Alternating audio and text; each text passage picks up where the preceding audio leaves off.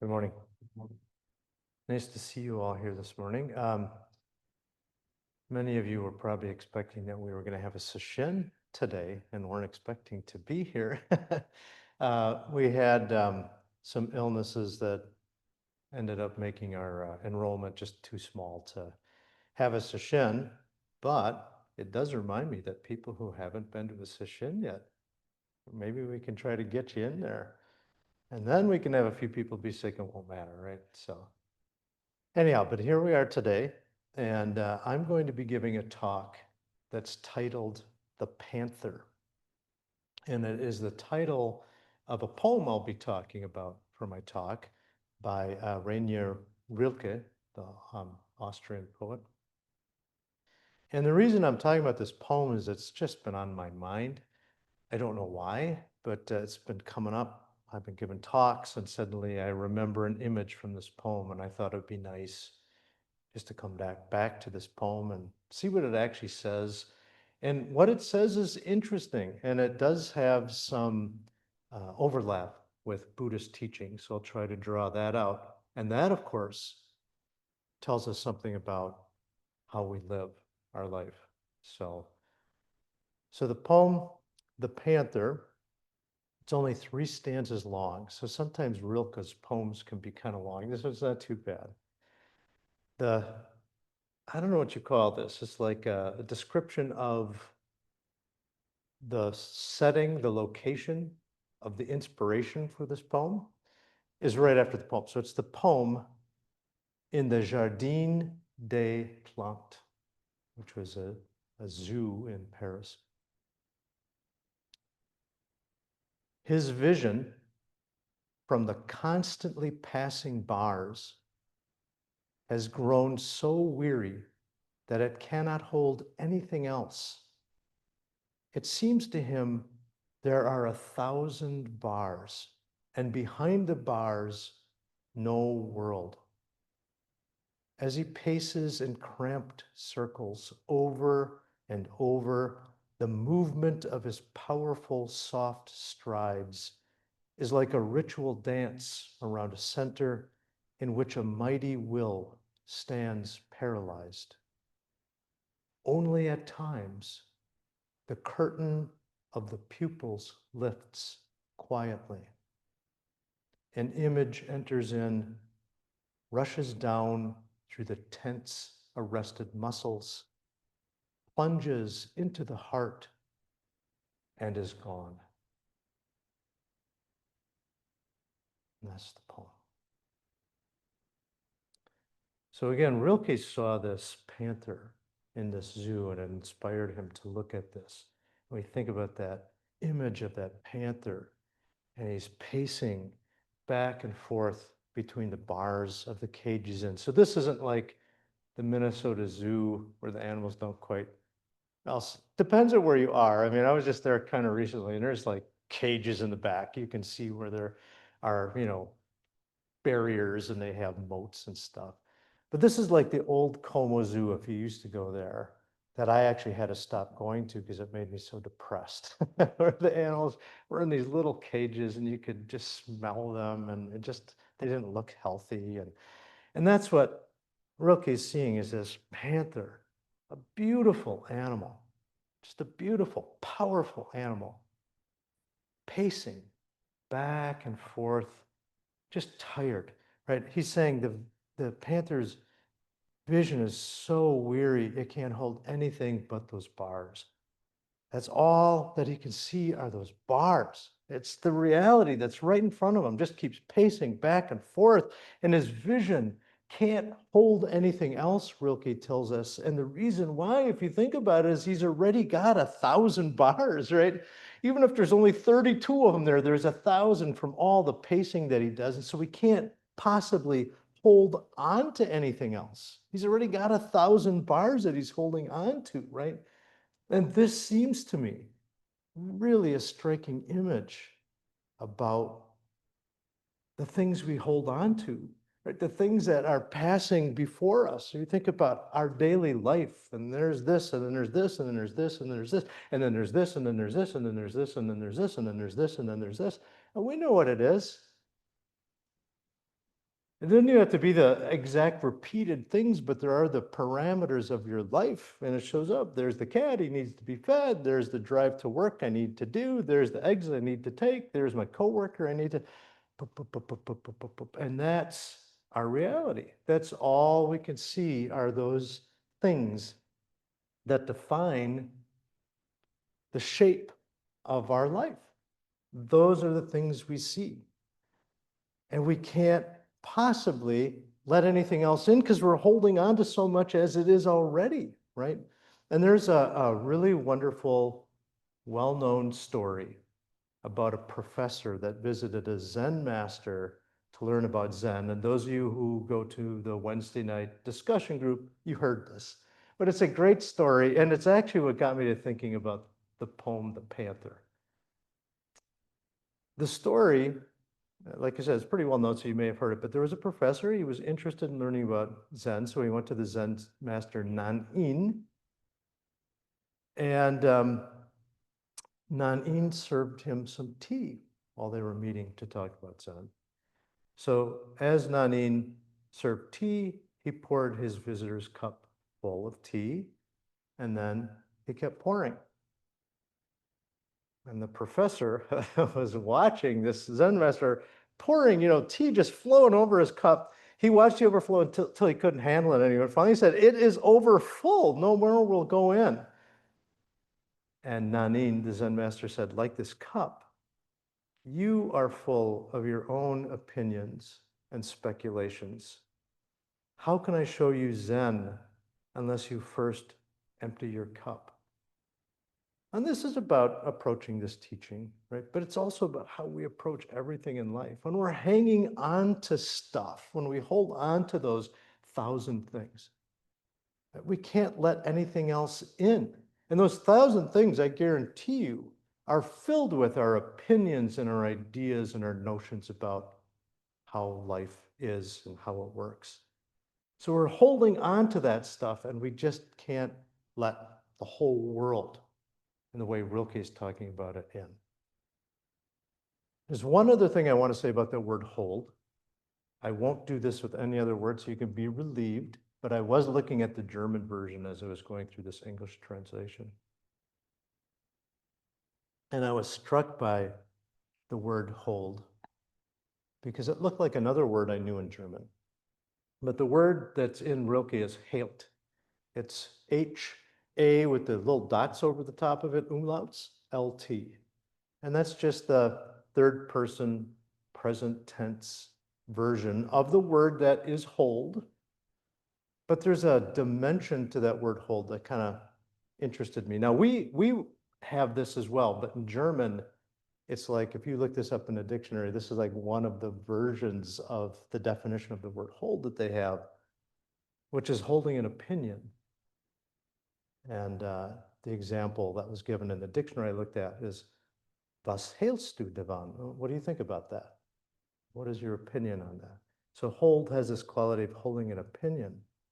Now, a panther can't hold an opinion. We wouldn't think of it, a panther as holding opinion, but we could think of that opinion about something as our expression of our understanding of what this is.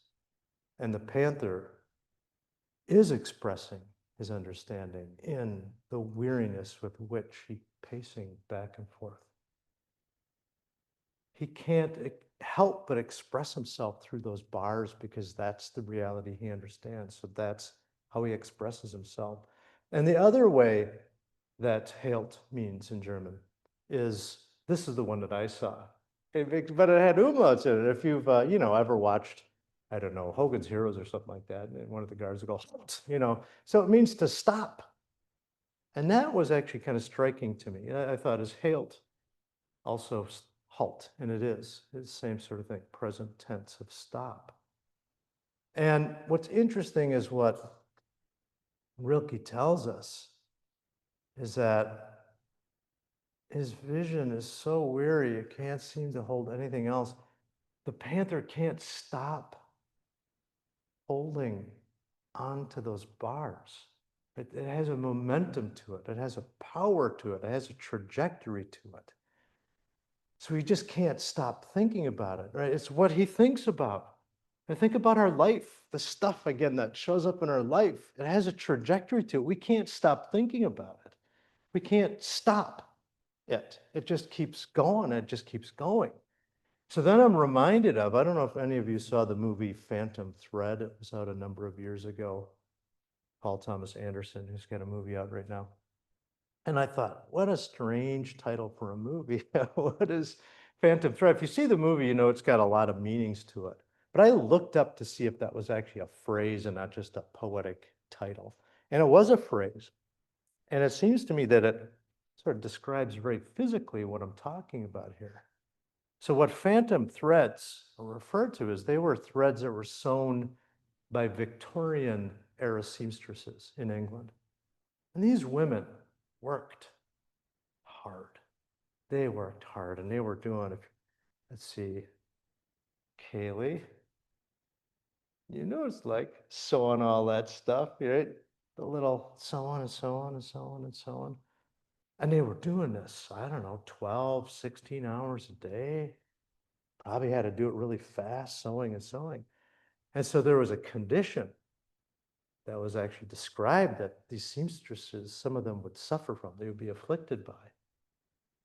And what they would do is they would continue sewing, these sewing motions after work, sewing like an invisible cloth with phantom thread, right? It has this trajectory. We just keep doing that same stuff over and over. It has a life of its own that takes charge even when it's perhaps not apt, when it's not what we should be doing any longer. Now you're home.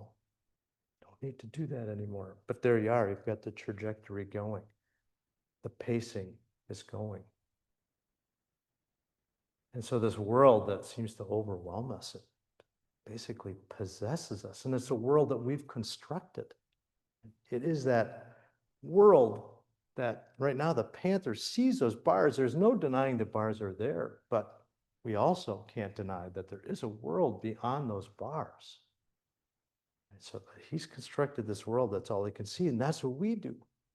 We construct a world that's limited by the things that show up in our life and how we put the world according to those. So Rilke continues, he says, as the panther paces in cramped circles, so think about that big cat in that little cage, pacing in cramped circles over and over, the movement of his powerful soft strides, like a ritual dance around a center in which a mighty will stands paralyzed. You get these phrases, powerful soft strides. You've seen a cat, you know, even a house cat can be like this. My cat certainly kind of walks with this attitude, you know, but the stride of a cat, and that's soft. We know that quality. They can do stuff with their claws if they want, but otherwise they have the pads on their feet. And that mighty will that's at the center of the circle the panther is walking in suggests that there's so much more to this panther than the languid creature that's tired and pacing in circles, imprisoned behind those bars. And then I'm reminded of zoo animals, again, thinking about zoo animals, and an essay that I read by the art critic and novelist John Berger in his excellent book. You want to read a great collection of essays. It's called About Looking. And this particular essay, so if I remember correctly, all the essays are about things we look at. And he says, why look at animals? That's the title of this essay. And he talks about the quality of zoo animals and how they're really almost a different kind of animal than an animal that you're going to encounter in its environment. He says the animals isolated from each other and without interaction between species have become utterly dependent on their keepers. Consequently, most of their responses have been changed. What was central to their interest has been replaced by passive waiting for a series of arbitrary outside interventions. So these animals, the environment is there, that's what they are.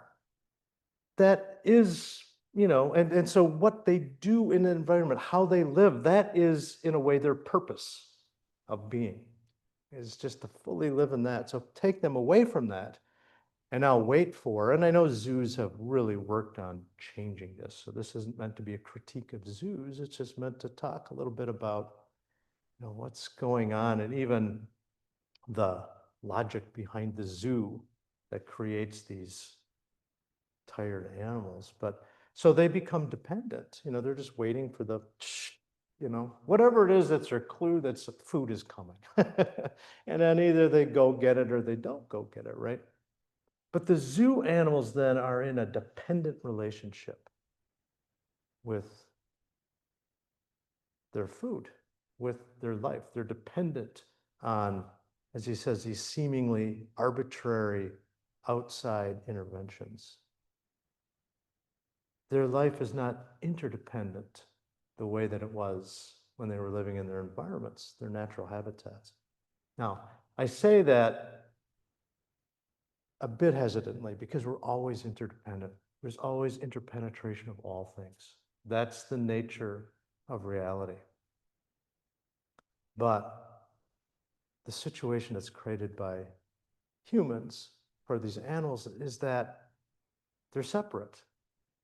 So that interdependency, the situation that's set up is as if that does not exist, right? They become a separate creature. They're separated from their environment, and they're separated even from the world that immediately surrounds them by the pen or the whatever, the enclosure that they're in. All right. We are like that panther. We are like those zoo animals. So we are so much more than the exhausted creatures that we can be trapped by the bars of what we hang on to. We are so much more than that. You are Buddha. You are Buddha. You are always expressing Buddha. But the Buddha we're expressing doesn't always look like she's doing very well. Right? That's the problem. You're Buddha, and you're always expressing Buddha, but the expression of Buddha doesn't always look so healthy. We're so often like that panther, engaged in that ritual dance. He says around a mighty will that stands paralyzed, but another way to think of it is the dynamic vigor of life. That center, that mighty will, which is the working, I think, totality that he's talking about. Can't get more mighty than that, right? The workings of reality. Then we think about that word ritual, the ritual dance that the panther is engaged in.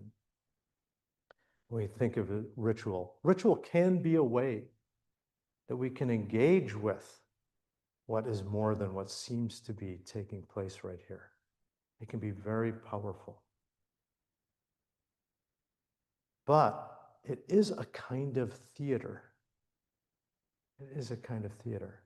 I just went to a Rumanji last week and I was witnessing a ritual that was, Jed and I talked about this, Jed was there as well, that really was moving.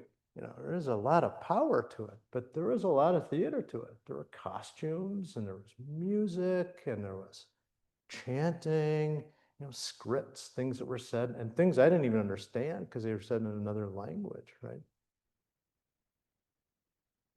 And that ritual as theater then starts to have this, it's a little bit outside of what's taking place here. It's just its nature.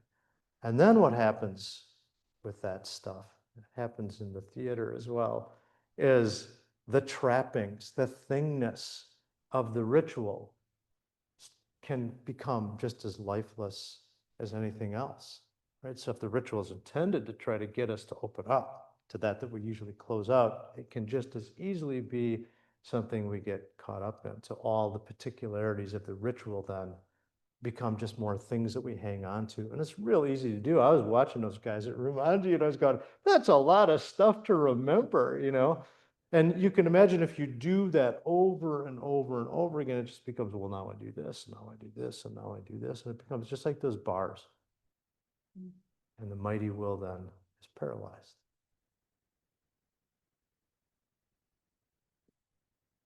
But, and I think there's a little bit of hope in this last stanza, even though I think there's some sorrow there too. Because remember, we get only at times, the curtain of the pupils lifts quietly. I'm going to talk about that image, the curtain of his pupils, in a second, but it lifts quietly, and an image enters in, rushes down through the tensed, arrested muscles, plunges into the heart. That happens. Of course, now with the panther, then, and is gone. And is gone. But first, that image comes in. The curtains of the pupils, they lift or part, or however you want to look at it, and that image comes in. Awakening is available to everyone at every moment. You can see beyond the world you've constructed of the bars that are going back and forth, the stuff that you're holding on to. Right? You can see there's a world beyond that. Even while we're pacing behind the 1,000 bars, we can see that, we can feel that. And we can catch a glimpse of it. But now it's interesting because what Rilke says is that at times, quietly, the reason it's quiet is because we think that what Rilke's talking about, we open the curtains of the pupils. When we do that, it's going to be like, wow, you know, and it's going to be like, I don't know, the angels are singing in the heavens, you know, but it's quiet because it's actually just always here, always here. You're putting butter on a piece of toast. Right there it is, you know? And that's why at any moment for anyone, getting that, seeing that, which in Buddhist terms, again, awakening, waking up to that is available to us at all times. Now it's interesting, you know, we don't usually because it's so quiet. Instead, what happens is the image plunges right down. By the way, plunges into the heart because where else can it go? It's a complete opening up to the workings of reality, which are always right here, and you get that. It opens up for you. It's going to go right to your heart. But it's so quiet, we don't notice it. So our practice is to realize it, to start to pay attention to what's going on. And we can see, but in the meantime, you know, our eyes. So this is the way that I've been using this image all these years. I think about it. He says the eyes are curtains, but he says the pupils are curtains, which maybe is slightly better. I think this is important though, because what Rilke's saying and what is good news for us, right? This is good news for us, is that the curtains aren't things that are put over our eyes.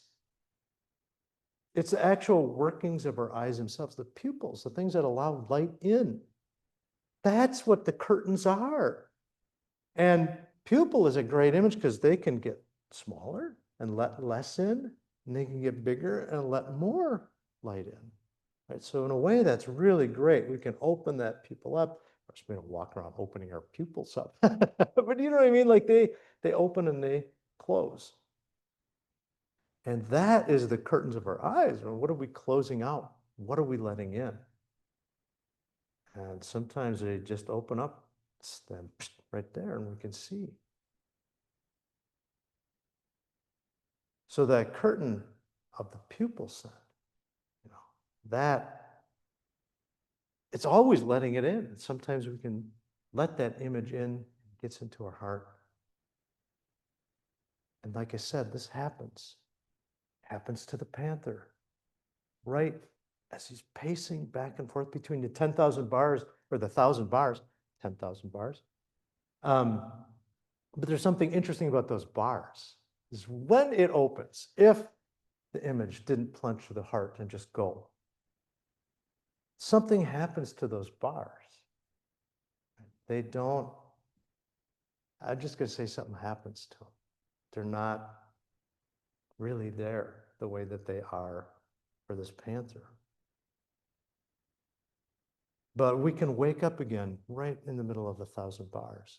We can see what's taking place. And what we are going to see really is how we've diminished reality. Right? How that 1,000 bars or all the bars of your life, right? And how we hold on to them and can't let anything else in, how we're diminishing reality. We're diminishing what this is. And we're actually not. So I'm saying that, and I'm going to pull that back, because we're not diminishing reality. You can't diminish reality. But you can act and think and speak as if it were diminished. Like I was saying, that panther can't help but express the 1,000 bars while it's caught up in the 1,000 bars. But we can actually realize that the 1,000 bars don't have to limit us. They are not all that there is. We can wake up to what it is that's showing up, even like I said, within the 1,000 bars, what's our experience of this? And it could include frustration, boredom, resistance, but whatever it is, it's whatever is right here, where it is. Oh, I said it. What's the it? Yes, that's what it is. And there's a koan. I'm just going to go through this quickly. Koans can't be gone through quickly. But I'm going to tell the story because it's something not to hold on to. But if you haven't heard this story, maybe it'll come back to you from time to time. If you have heard the story, you'll either go, oh, that one again. But if you do, oh, that one again, notice this is what we're talking about. Oh, that again, right? A friend of mine told me when she was a little girl, she was at Southdale Mall, which is a nearby mall, and she'd gotten a helium balloon from a clown. I don't know why, they were having some kind of celebration. A clown gave her a helium balloon, and as she was walking away with her mom, the balloon escaped, and it went all the way up, and she started crying. And so her mom said, oh, we'll get you another balloon. So they went back to the clown, and the clown said, oh, you again, which my friend remembered well into her adulthood, right? So just think about that experience of reality. Oh, that again. Do you know what I mean? Like how close that is, right? So if you've heard this before and you go, oh, that story again, just pay attention. This is what we're talking about. This is a story about a monk who goes to the great Chinese Zen master, Joshu. And he asked Joshu what the meaning of Zen is. And that's just, we say, what's the meaning of life? What is the meaning of Zen? And Joshu said, the cypress tree in the yard. That's the meaning of life, the cypress tree in the yard. And the monk goes, teacher, don't use an object to guide people. And Joshu said, I'm not using an object to guide anyone. And the monk said, well, then what's the meaning of Zen? And Joshu said, the cypress tree in the yard. Now this version, I'm going to tell you, keeps going. So if you've heard the story before, maybe it stops there, but this one keeps going. So imagine now, we're watching a movie, cut to another scene. As Zen master Guizhang went to Hogan's place, and Hogan asked, where have you recently come from? And Guizhang said, Joshu. Hogan said, I hear Joshu has a saying, the cypress tree in the yard. Is it so? Guizhang said, no. Hogan said, everyone who's been around says a monk asked him about the meaning of Zen, and Joshu said the cypress tree in the yard. How can you say no? And Guizhang said, the late master really didn't say this. Please don't slander him. Now, if you understand what that is saying, then you're seeing how it is that what we do with this world that is made up of these things, how we don't realize that that's not the limit of this experience, right? That they are expressions of the universe, they are expressions of totality. But it's interesting to me that when asked what Zen is or what reality is, that Joshu said, the cypress tree in the yard. And that monk, he'd been studying, he's a monk. He went, that'd be like saying, I mean, it is a little strange. What's the meaning of life? Well, the tree in the front yard, you know. But then maybe you'd go look at the tree and go, I don't understand. Of course, missing Joshu's point. If you're going to do it that way, go to the tree and start looking for the meaning. That's not what Joshu's pointing out. So the student goes, well, I know better than, it's not some object. And he tells Joshu why he's going to reject his answer. And then Joshu insists, no, it's the cypress tree in the yard. So we're going to get caught up in that thing. We get caught up in the cypress tree in the yard. We miss what Joshu is actually pointing to, which is why Hogan, who had heard that Joshu had this teaching, why he keeps pressing Guizhang. Well, I heard he had this teaching, cypress tree in the yard. But Guizhang won't settle there because he knows what Joshu was pointing out to, right?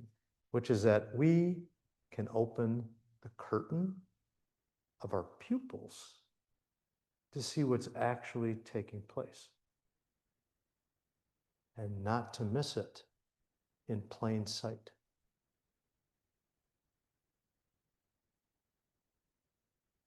That's it. It's kind of a nice little poem. I don't know if people have any comments they want to make, anything that's going through your mind, things you want to talk about, questions?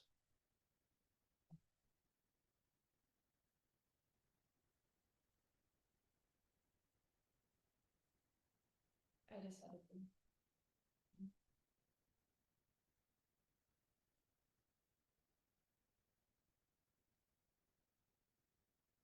Thank you for sharing the poem. It just is meaningful to hear how poems can reverberate over time and relate to other teachings. I really appreciate it. And it was reminding me of that pupil image. I wasn't familiar with the poem. I've heard of the Panther, but I had never heard the whole poem. It reminds me of the E.E. Cummings poem about this most amazing day.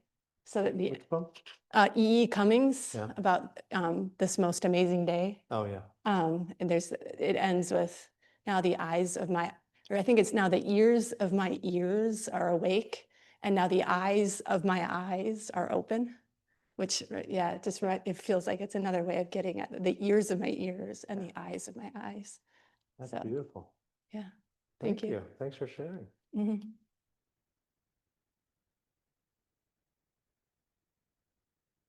I'll have to let my E comments poem when I get home.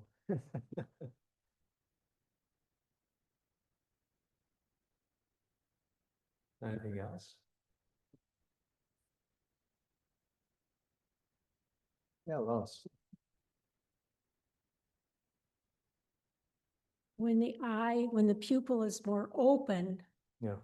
more peripheral light comes in, so your picture is broader. And of course, when it's focused, you don't have that. Yeah. So that's. Oh, that's great. You know, it is, it's the letting the whole in, the whole picture, as opposed to the little picture, you know, and we talk about single pointed focus sometimes in Zen.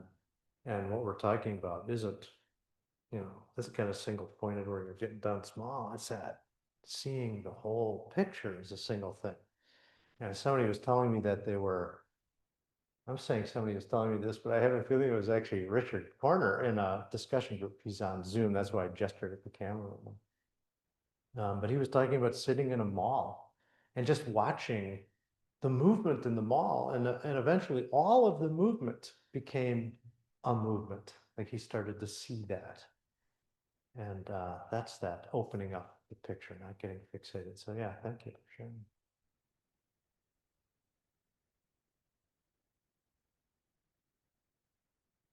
Anything else?